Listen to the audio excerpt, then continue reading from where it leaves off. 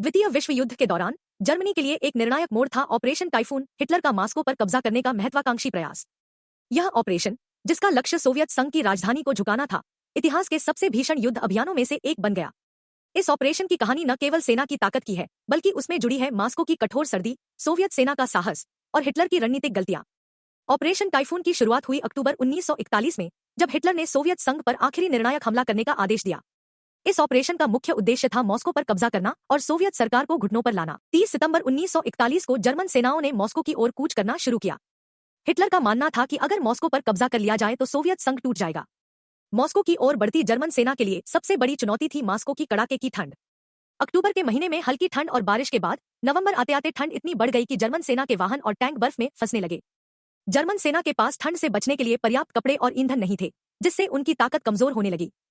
Hitler ने सोचा था कि मॉस्को की लड़ाई जल्दी खत्म हो जाएगी, इसलिए उन्होंने सर्दियों के कपड़ों और आपूर्ति की तैयारी नहीं की थी। लेकिन रूसी ठंड ने जर्मन सेना की रणनीति को तहस-नहस कर दिया।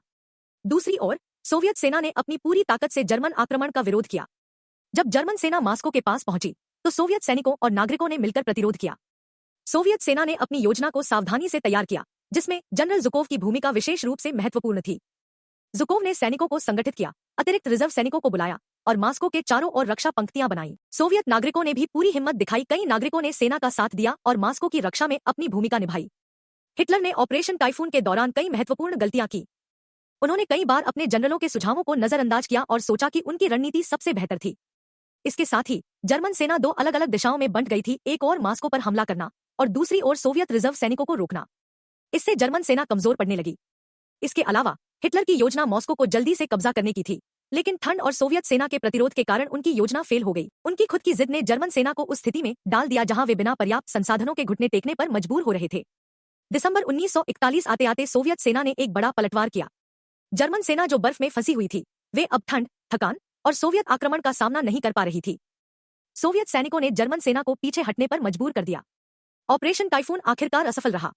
ऑपरेशन टाइफून की विफलता हिटलर के लिए एक बड़ा झटका थी और द्वितीय विश्व युद्ध के इतिहास में एक महत्वपूर्ण मोड़ साबित हुई। यह ऑपरेशन न केवल जर्मन सेना की कमजोरियों को उजागर करता है, बल्कि यह भी दिखाता है कि ठंड और दृढ़ प्रतिरोध किसी भी सेना के मंसूबों को तहस-नहस कर सकता है। ऑपरेशन टाइफून का नतीजा बताता है कि किसी युद्ध में केवल ताकत और रणनीति ही नहीं, बल्कि मौसम और इच्छाशक्ति भी महत्वपूर्ण भूमिका निभाते हैं। हिटलर की यह हार सोवियत संघ की ताकत को साबित करती है और यह भी दिखाती है कि मॉस्को की सर्दियां कितनी कठोर हो सकती हैं।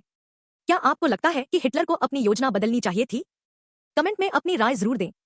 अगर आपको यह वीडियो पसंद आया हो तो लाइक और शेयर करें और हमारे चैनल को सब्सक्राइब करें।